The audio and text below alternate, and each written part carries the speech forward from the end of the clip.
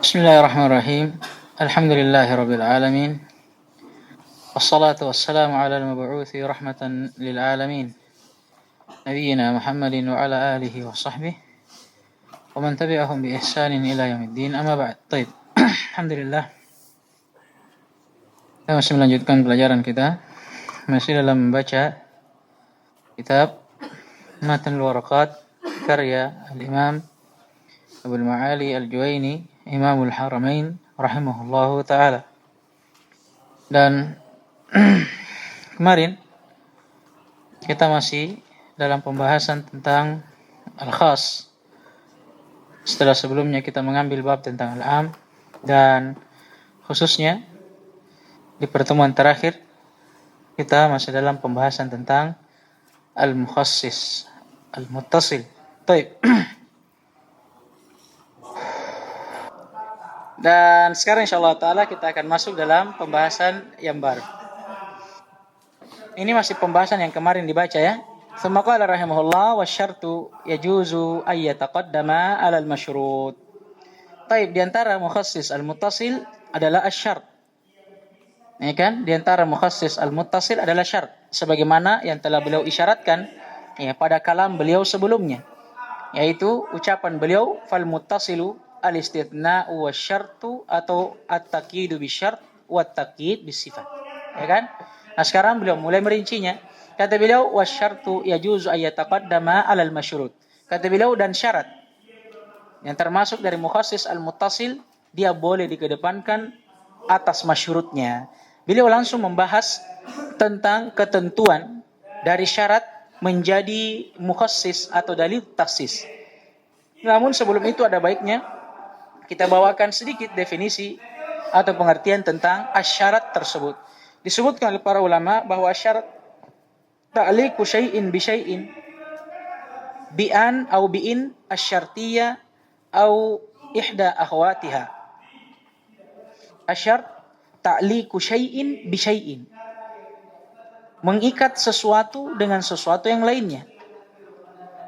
Bi'in asyartiyah dengan in asyartiyah, ma'ruf ya, in syartiyah. Ya? Ya enggak? Ya. Intakum akum. Wa ihda akhwatiha, atau dengan salah satu dari saudari-saudarinya.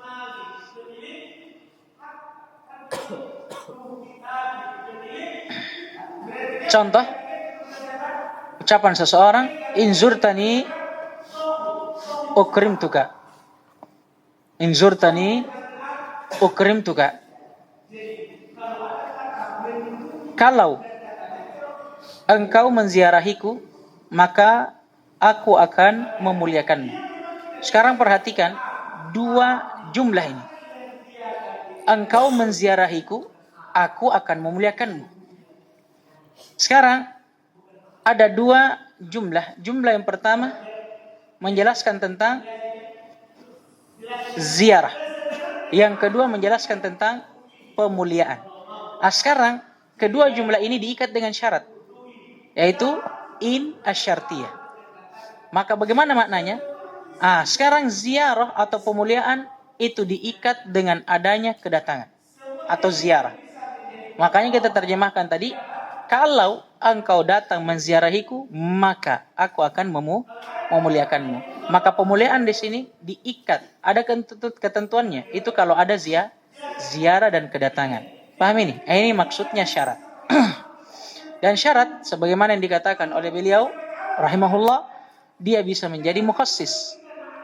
Ya, dia bisa menjadi mukhassis. Dan ketentuan dia sebagai mukhassis baik dia dikedepankan ataupun diakhirkan. Contoh kalau dia dikedepankan firman Allah Subhanahu wa taala, wa in kunna ulati hamlin fa'anfiqu, atau afwan ya. Contoh dulu kalau syarat dikedepankan, maksudnya dalam bab at-taksis, ucapan seseorang kepada istrinya, in dakhaltid dara fa anti talikun. Dia bilang sama istrinya, kalau engkau masuk ke dalam rumah ini, saya talak kamu. Ngam ini. Hukum apa yang ingin dijelaskan dalam ucapan ini? Hukum talak. Tapi hukum talak ini diikat dengan syarat. Awalnya hukum talak ini umum. Saya talak kamu. Ya umum. Pokoknya dia talak kapanpun itu. Amin. Tapi begitu dia diikat dengan syarat.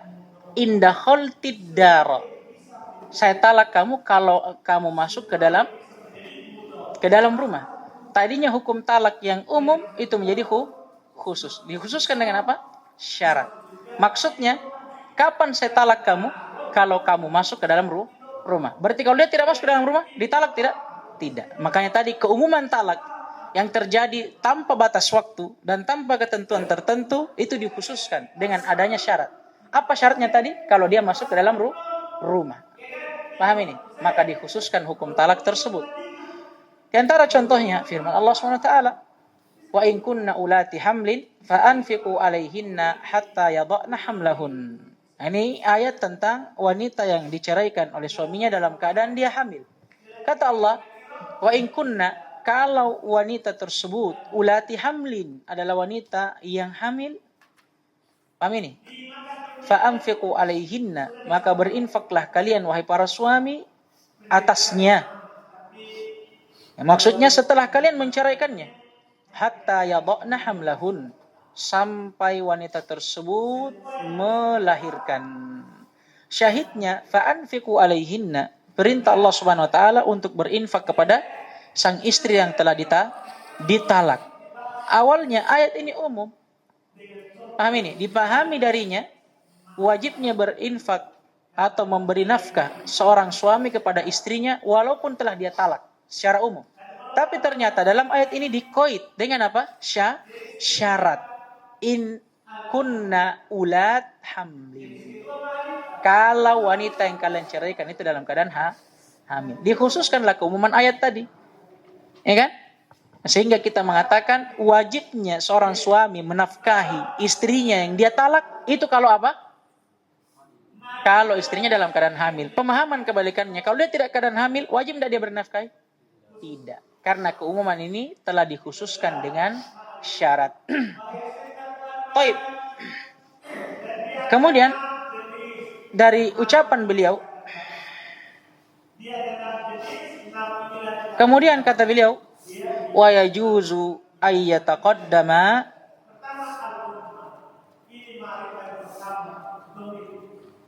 di sebagian cetakan didahulukan ayat ta'akhir ya. Di sebagian cetakan lainnya diakhirkan ya ta'akhir. Nih. Di sebagian cetakan lainnya diakhirkan ya ta'akhir. Ala kulli hal keduanya sama. Kemudian kata beliau wa yajuzu ayat ta'akhara 'anil masyrut.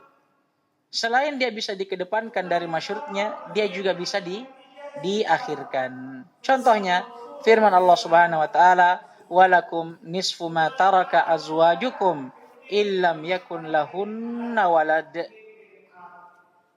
Ini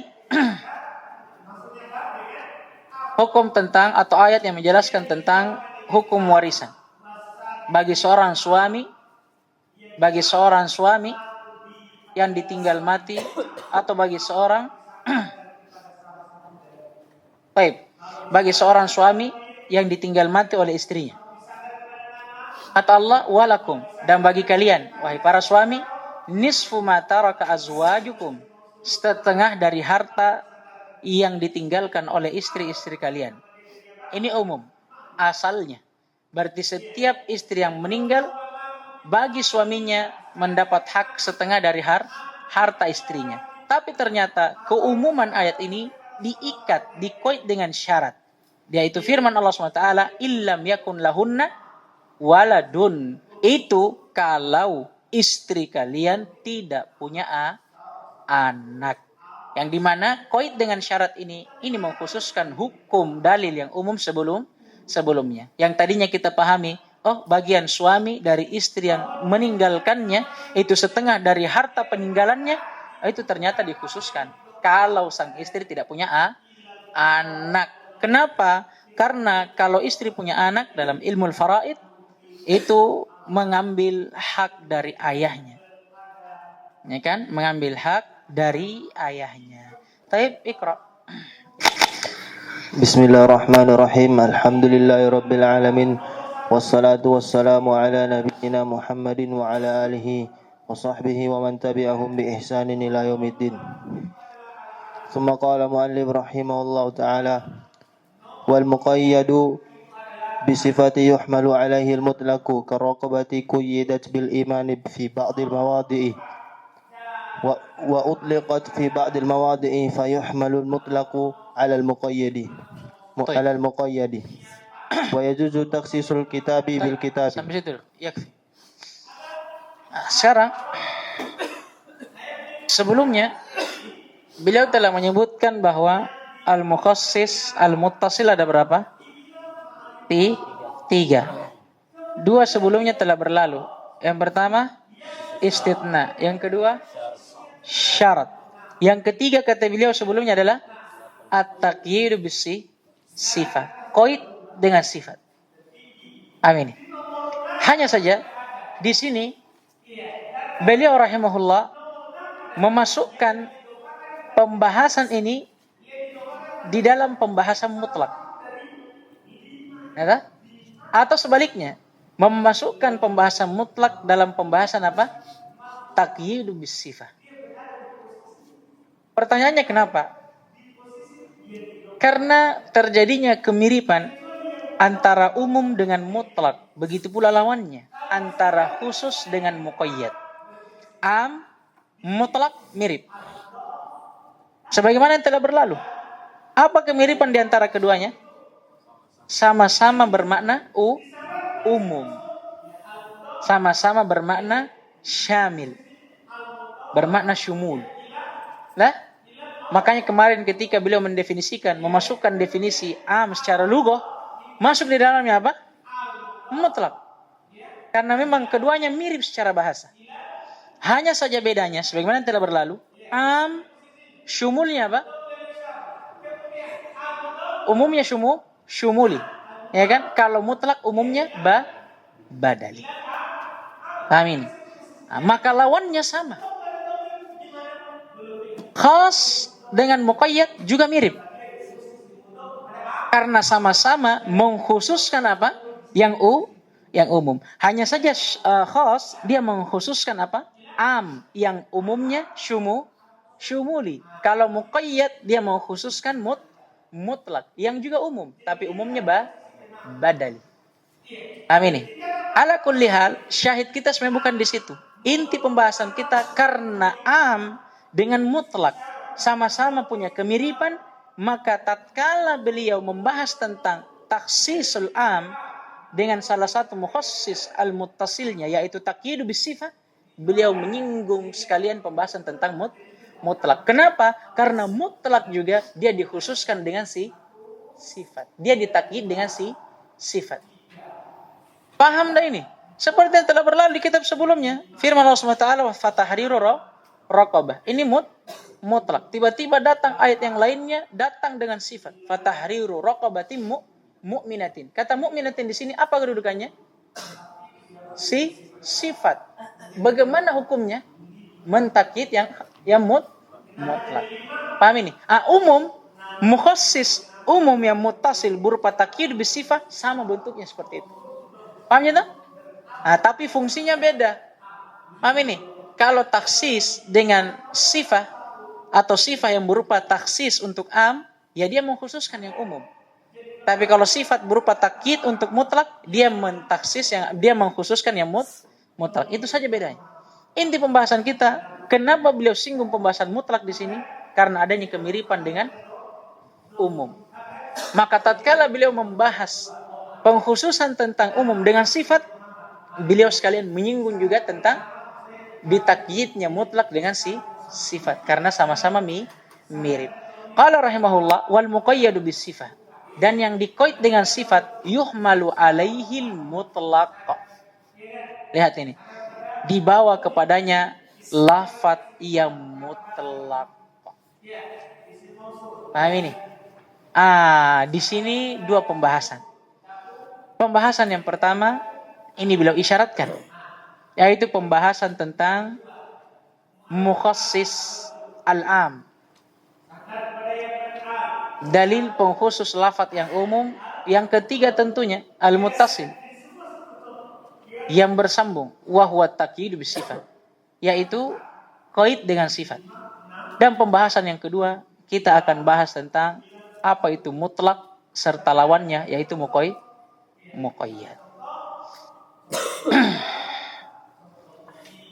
Sekarang di matan beliau hanya akan menyebutkan hukum tentang mutlak. Itu pun tanpa mendahulunya dengan definisi mutlak. Makanya ada baiknya kita bahas dulu mukhassis al-muttasil dengan takhsis bis-sifat. Kemudian setelah itu baru kita masuk dalam pembahasan mutlak dan muqayyad. Ini banyak sekali sebenarnya jumlah yang harus dijelaskan dalam matan yang ringkas ini. Pembahasan yang pertama, takhsisul mutlak, at-takhsis al-umum. Ya kan? Bil muqayyad bis sifat.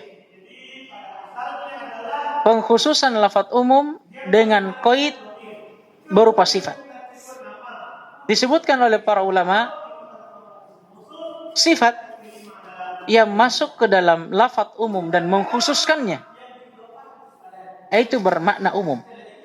Bukan bermakna sifat dalam ilmu nahwu yang berarti na'at, bukan. Tapi ini setiap lafaz yang memberikan kesan sifat.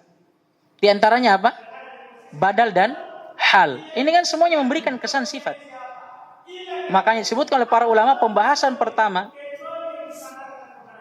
Paham tidak ini? Poin pertama dari pembahasan yang pertama yang kita sebutkan, antum harus pahami bahwa sifat yang dimaksud yang menjadi pengkhusus dari dalil umum muttasil, itu sifat secara umum, bukan sifat yang dipahami dalam ilmu nahwu yang berarti na'at.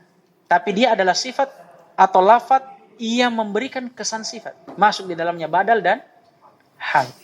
Baru setelah itu kita berikan contohnya. Adapun contoh sifat berupa na'at, dan ini asalnya yang menjadi pengkhusus dari dalil umum, firman Allah Subhanahu wa taala, warabaibukumul lati fi hujurikum min nisaikumul lati dakhaltum bihinna fa illam takunu dakhaltum bihinna fala junaha alaikum. Ini ayat tentang mahram bagi seorang lelaki.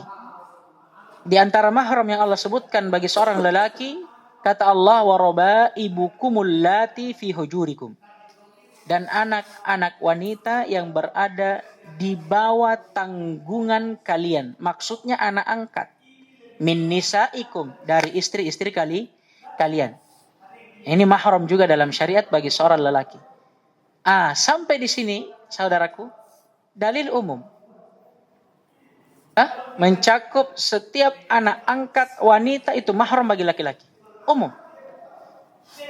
Baik istri atau ibunya si anak ini itu sudah dukhul dengan si suami ataupun belum. Umum tak? Tapi ternyata keumuman ini dikoid dengan sifat. Yang sifat ini nantinya mengkhususkan lafaz umum sebelumnya. Apa sifatnya? Allati dakhaltum bihinna. Tunggu dulu. Anak-anak tiri kalian dari istri-istri kalian tidak semuanya mahram. Tapi kata Allah, allati dakhaltum bihinna. Khusus hanya mereka yang ibunya sudah kalian dukhul. Sudah kalian dukhul dengannya. Paham gini? Dikhususkanlah keumuman ayat tadi. Yang tadinya kita pahami secara zahir bahwa setiap anak angkat perempuan ternyata mahram bagi laki-laki. Ternyata itu khusus, saudara. Kalau ibunya kita sudah dukhul dengannya. Adapun kalau tidak, maka dia bukan mahram. Paham ini pengkhususannya? Syahidnya kita bentuk pengkhususannya datang dalam bentuk na'at. Pakai allati, saudaraku. Ya kan? Adapun kalau bentuk yang kedua badal, firman Allah Subhanahu wa taala, walillahi 'alan nasi hajjul baiti man istata'a ilaihi sabila. Dan wajib atas setiap manusia, syahidnya ini umum, untuk berhaji di Baitul Haram karena Allah. Sampai di sini ayat umum. Setiap manusia bagaimanapun keadaannya, mampu ataupun tidak, pokoknya wajib untuk berhaji. Tapi ternyata keumuman ayat ini dikhususkan dengan lafaz setelahnya. Kata Allah, manis tato'a ilaihi sabila. Tunggu dulu. Kewajiban haji itu tidak wajib bagi setiap orang. Tiada lain itu wajib bagi siapa? Manis tato'a ilaihi sabila. Barang siapa yang mampu menempuh perjalanan kepadanya. Sekarang, manis tato'a ilaihi sabila. Ini mengkhususkan keumuman ayat sebelumnya. Syahid kita, bentuk pengkhususannya badal, pakai dom man, ya kan? Ini badal dari mana? An-nas. Badal apa? Ba'at minkum. Bentuk yang ketiga, kadang mukhassis al-muttasil berupa taqyid bisifah datang dalam bentuk hal, keadaan. Sebagaimana firman Allah SWT, wa man qatala wa mayyak. Dia ayat yang lain ada juga ya. Wa man qatalahu minkum muta'ammidan ada juga. Tapi yang lebih jelas tidak apa-apa. Wa may yaqtul mu'minan muta'ammidan, apa kata Allah? Fajaza'uhu jahannam. Al-ayah. Barang siapa yang membunuh seorang mukmin, kemudian kata Allah di akhir ayat, maka balasannya adalah neraka jahannam. Perhatikan. Kalau kita potong ayat ini, nampak dari ayat hukum umum. Siapa saja yang membunuh seorang mukmin, neraka. Umum. Tapi ternyata keumuman ini dikoid dengan sifat. Yaitu firman Allah SWT setelahnya, muta'ammidan. Barang siapa yang membunuh seorang mukmin tapi dalam keadaan sengaja, baru balasannya neraka. Kata muta'ammidan ini datang untuk mengkhususkan hukum pembunuhan sebelumnya. Bahwa yang membunuh seorang mukmin itu masuk neraka kalau dia membunuh dalam keadaan sengaja. Berarti kalau dia bunuh tidak sengaja, masuk neraka tidak? Paham ini? Syahidnya muta'ammidan sebagai pengkhusus, datang dalam bentuk apa? Hal. Baik, sampai di sini selesai pembahasan tentang taksis. Khususnya pembahasan tentang al-mukhassis al-muttasil. Sekarang kita masuk dalam pembahasan mutlak. Kata beliau pada matan, wal muqayyadu bisifah yuhmal alaihi al-mutlaq. Dan yang dikoid dengan sifat dibawa kepadanya lafaz yang mutlak. Kemudian beliau berikan contoh karraqabati, seperti lafaz raqabah, quyyidat bil iman fi ba'dil mawadi, diikat dengan ketentuan iman di sebagian tempat, yaitu ayat, wa utlaqat fi ba'dil mawadi, dan diitlakkan di sebagian tempat atau ayat yang lainnya, fayuhmalul mutlaq alal muqayyad. Maka dalam keadaan seperti ini dibawa yang mutlak pada muqayyad. Beliau langsung membahas tentang hukum. Ya. Hukum ketika terjadi ta'arud antara mutlak dan muqayyad. Ada dalil sama lafadznya, tapi di sebagian ayat datang mutlak, di sebagian lainnya datang muqayyad. Apa hukumnya? Kata beliau, dibawa yang mutlak pada muqayyad. Tapi sebelum kita masuk dalam pembahasan ini, sedikit kita memberikan muqaddimah tentang pembahasan mutlak. Apa itu mutlak? Definisinya. Dan apa itu muqayyad? Definisinya secara lugatan wastilahan. Mutlak secara bahasa,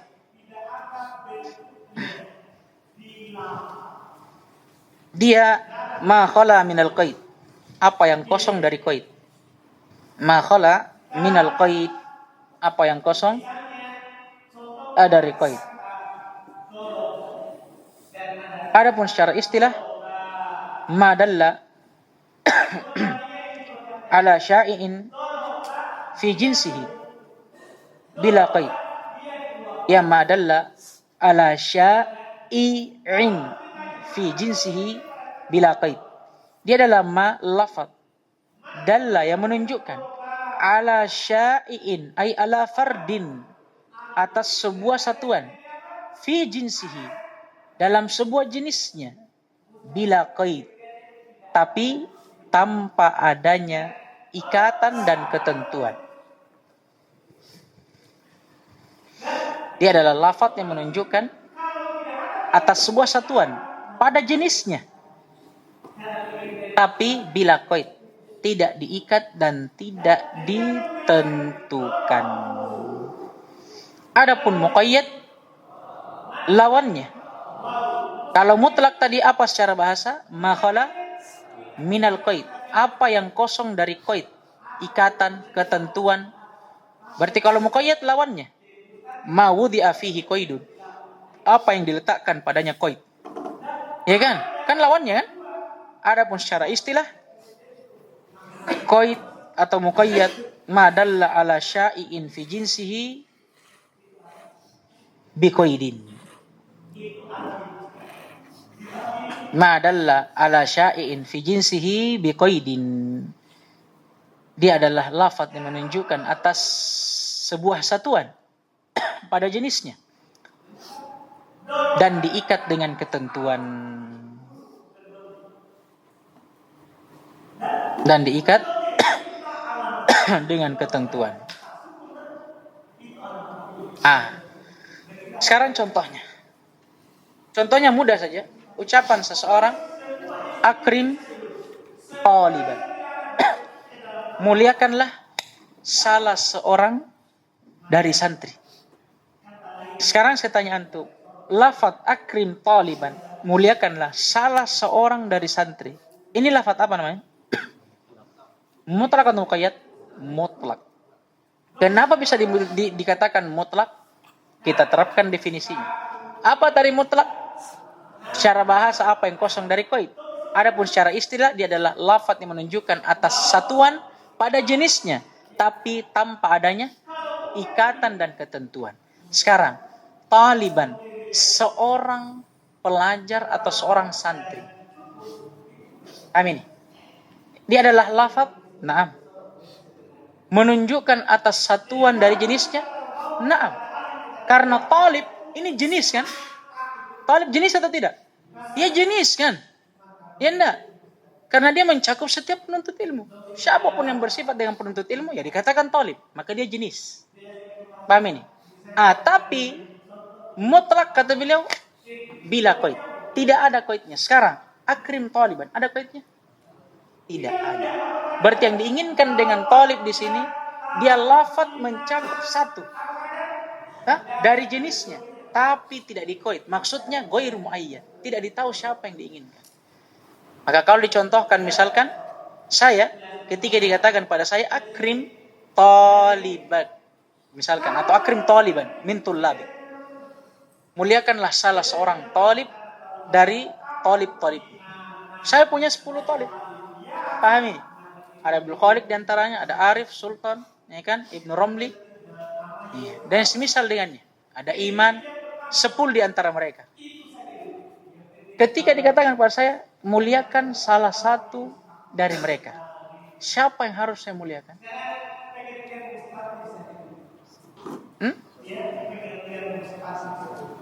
Terserah saya.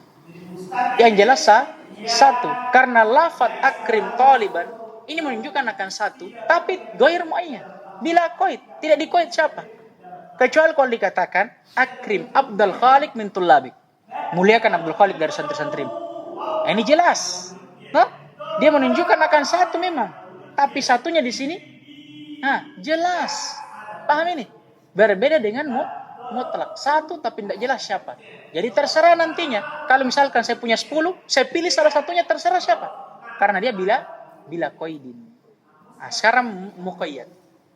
Kalau muqayyad contohnya secara bahasa, akrim taliban mujtahidan. Muliakanlah salah seorang santri yang mujtahid, yang serius, yang semangat dalam belajar. Sekarang saya tanya antum. Ini kalam mutlak atau muqayyad? Muqayyad. Pertanyaannya, kenapa dikatakan muqayyad? Terapkan definisinya. Apa definisi muqayyad? Ma wudi'a biqaidin. Apa yang diletakkan dengan qaid, ikatan dan ketentuan tertentu. Secara istilah dia adalah lafaz yang menunjukkan akan satu. Sama dengan mutlak dari satu sisi. Tapi bedanya kalau muqayyad biqaidin ditambahkan dengan qaid, ketentuan, ikatan di situ. Ambil ini. Kita terapkan nih. Taliban mujtahidan. Sekarang taliban mujtahidan, dia lafaz na'am. Menunjukkan akan satu, na'am, taliban.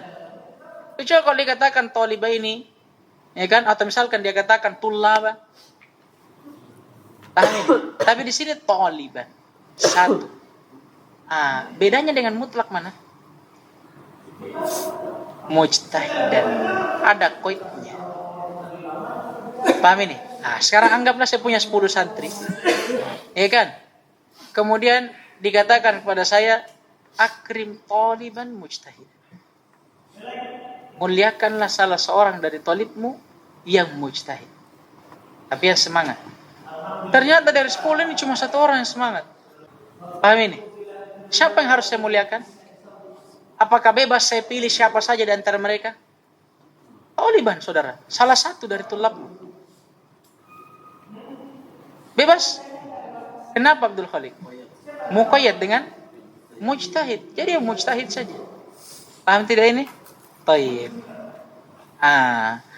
Pembahasan berikutnya, ini pembahasan tentang ketika terjadi mutlak dan muqayyad. Itu kan tadi mutlak, muqayyad. Kita kasih contoh. Yang jadi masalah sekarang, bagaimana kalau ada satu lafaz, di sebagian keadaan dia mutlak, di sebagian keadaan dia muqayyad. Paham tak? Sebelum kita masuk dalam situ, pembahasan yang pertama menjadi muqaddimah, lafaz ketika ditinjau dari muqayyad dan mutlaknya terbagi menjadi 3. Ada lafaz yang dia mutlak tanpa qaid. Lafaz yang mutlak tanpa qaid. Seperti firman Allah Subhanahu wa taala, wa ummahatu nisaikum. Ini ayat tentang mahram juga. Di antara yang menjadi mahram seorang lelaki adalah ummahatu nisaikum. Ibu dari istri-istri kalian. Ayat di sini umum.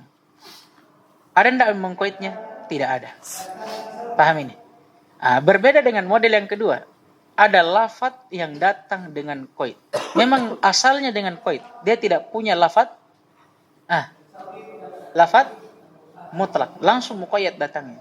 Sebagaimana firman Allah SWT, "Faman lam yajid fasiyamu syahraini mutatabi'aini min qabli ayyatamassa." Maka barang siapa yang tidak mendapatkan, maksudnya ini ayat tentang sembelihan di ibadah haji. Kata Allah, barang siapa yang tidak mendapatkan, maka baginya berpuasa 2 bulan. Dari sini ayat mutlak. 2 bulan ini ya terserah. Mau 2 bulan berturut-turut atau tidak terserah. Tapi ternyata dikoid setelahnya. Mutatabi'aini. 2 bulan berturut-turut. Ini data memang seperti ini. Paham ini? Datang seperti ini. Tidak ada lafaz yang lainnya. Tidak datang seperti ini. Adapun bentuk yang ketiga, lafaz yang mutlak di sebagian nas dan muqayyad di sebagian nas yang lainnya. Ini yang jadi masalah. Seperti lafaz fatahriru raqabah. Datang di sebagian ayat mutlak raqabah. Tapi di sebagian ayat yang lainnya datang fatahriru raqabatim mu'minatin. Pahamnya tidak ini? Sama ini. Sama hukumnya. Sama. Lafadznya sama. Pakai raqabah juga.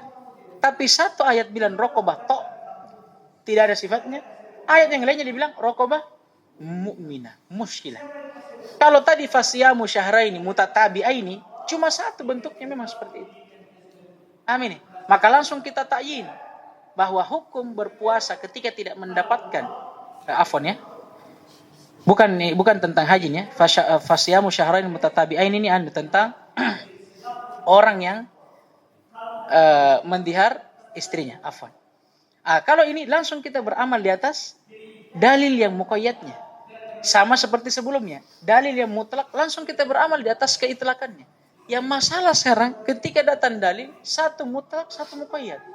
Sama lafadznya, tapi di beda tempat, beda. Satu diikat dengan sifat, satu mutlak. Bagaimana cara beramalnya? Ini yang menjadi muskilah. Ini yang menjadi masalah. Kalau dia dalil, mutlak, tok, tidak ada yang mengqaidnya, kelas. Beramal di atas keitlakannya. Dalil muqayyad, kelas kita beramal di atas qaidnya. Masalahnya satu mutlak, satu muqayyad. Ini yang menjadi pembahasan. Ini yang disebutkan oleh beliau di matan. Ketika datang suatu lafaz yang dikoit dengan sifat, maka lafaz yang mutlak itu dibawa kepada sifat yang datang dengannya.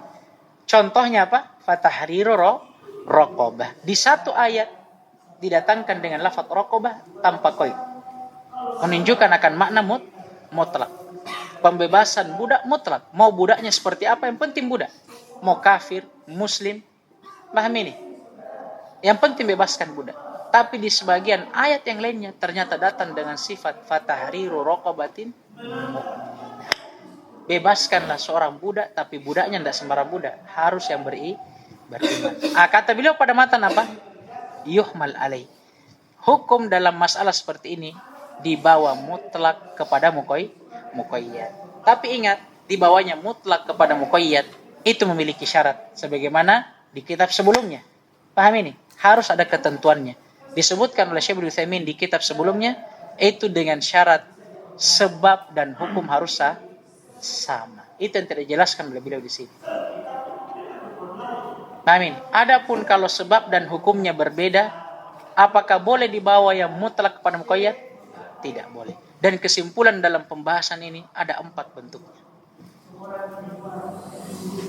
Ini kalau belajar matan memang. Ini kalau belajar matan. Ringkas masalahnya. Masalahnya nanti ini beliau tidak akan bahas mutlak lagi nih. Ini saja dia singgung di sini. Selesai. Setelah ini mujmal mubayyan, dhahir muawwal, baru masuk bab nasakh. Ada mutlak muqayyad. Cuma sampai di sini saja. Nah, ini pembahasan terakhir tentang ketentuan hamlul mutlak alal muqayyad. Kapan kita bisa membawa mutlak kepada muqayyad? Kita sebutkan tadi syaratnya harus sama hukum dengan sebabnya.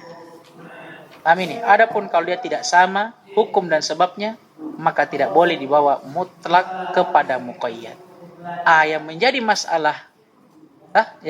masalah kadang ada bentuk sama hukum beda sebab. Kadang juga ada bentuk sama sebab beda hukum. Maka kita simpulkan bentuk lafaz mutlak dan muqayyad ada berapa tadi? 4. Yang pertama, sama hukum, sama sebab. Ketika datang 2 ayat, satu mutlak, satu muqayyad, tapi sama hukumnya, sama sebabnya. Amin. Maka kesimpulannya di sini dibawa yang mutlak kepada muqayyad bil ijma'. Contohnya firman Allah Subhanahu wa taala yang mutlak dulu, hurrimat alaikumul maitatu waddamu walahmul khinzir al-ayah. Telah diharamkan atas kalian bangkai, darah dan daging babi. Azakumullah. Menjadi syahid kita di sini lafaz dam. Dam di sini mutlak. Dam di sini mutlak. Kemudian datang dalam ayat yang lainnya kata Allah Subhanahu wa taala, "Qul la ahada fima uhiya ilayya muharraman ala ta'imin yut'imuh illa an yakuna maitatan aw daman masfuha aw lahmal khinzir." Kata Allah, katakanlah bahwa tidaklah disebutkan kepadaku dari apa yang telah diwahyukan apa-apa yang haram berupa makanan kecuali 3 hal. Maitah, bangkai, audamam masfuha, atau darah yang mengalir, au lahma khinzirin, atau daging babi. Tadi di ayat yang pertama dam mutlak, tidak diikat dengan sesuatu apapun. Tiba-tiba datang di ayat yang kedua daman masfuha, darah yang mengalir.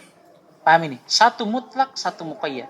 Tadi apa hukum kita membawa mutlak kepada muqayyad? Apa yang harus kita lakukan ketika ada mutlak dan muqayyad? Wajib dibawa yang mutlak pada muqayyad. Berarti kita bawa dam di sini kepada dam al-masfuha. Sehingga kita mengatakan kesimpulannya, darah yang diharamkan adalah darah yang mengalir.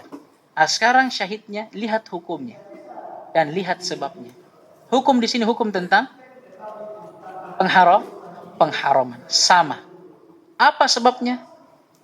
Sebabnya adalah sama-sama najis. Bisa tidak dibawa? Bisa bil ijma. Yang kedua, kalau berbeda hukum dan sebabnya. Dan ini juga tidak dibawa kepada dan ini hukumnya tidak dibawa mutlak kepada muqayyad juga dengan ijma.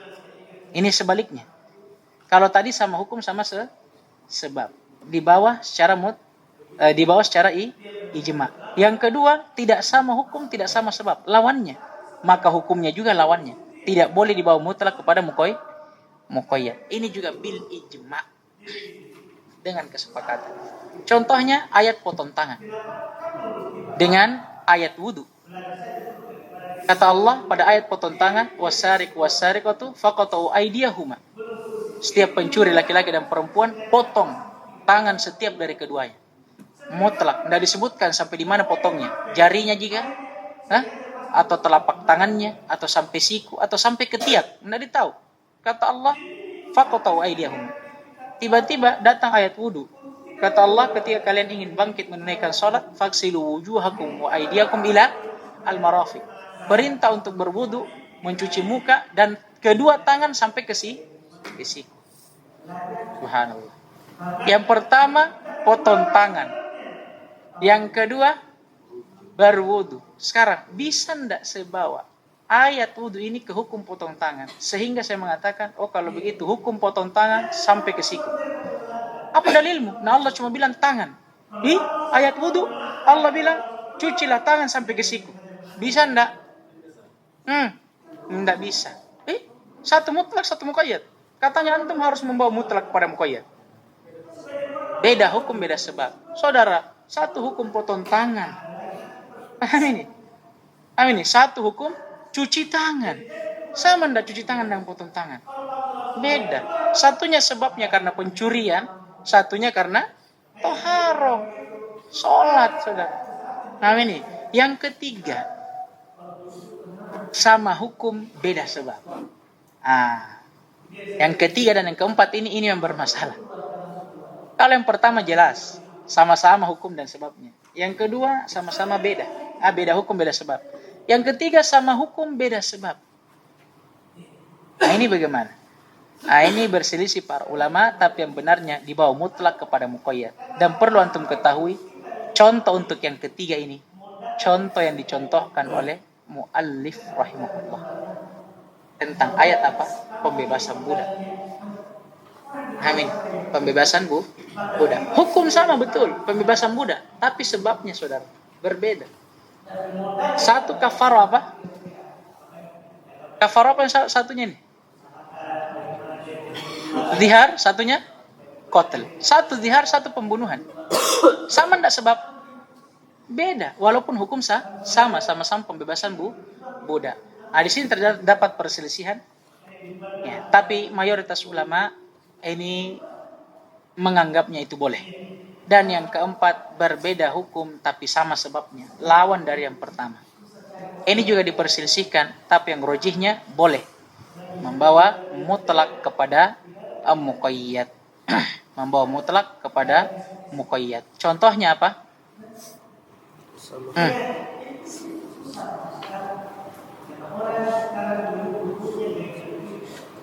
Afwan ya, bentuk yang ketiga afwan. Ini tidak dibawa mutlak kepada muqayyad.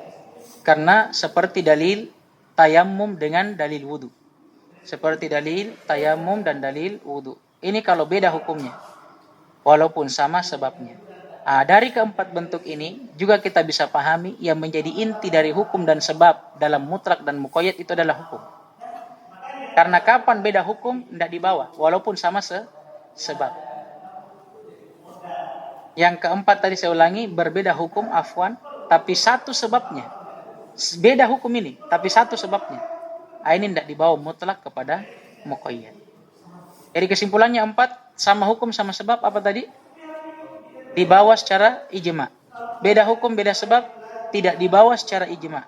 Sama hukum beda sebab. Hukum sama beda sebab. Apa ini? Berselisih tapi jumhur mengatakan di bawah. Yang keempat, beda hukum yang berbeda, sama sebab. Apa yang benarnya? Tidak dibawa. Jadi yang dibawa cuma dua. Satu ijma, satu jumhur. Yang ijma kalau sama dua-duanya. Jumhur kalau sama hukumnya. Dan yang tidak dibawa ada dua. Beda hukum, beda sebab. Dan sama sebab tapi beda hukum. Naktafi bihadzal qadar. Subhanallah. Asyhadu an la ilaha illa anta astaghfiruka wa atubu ilaik.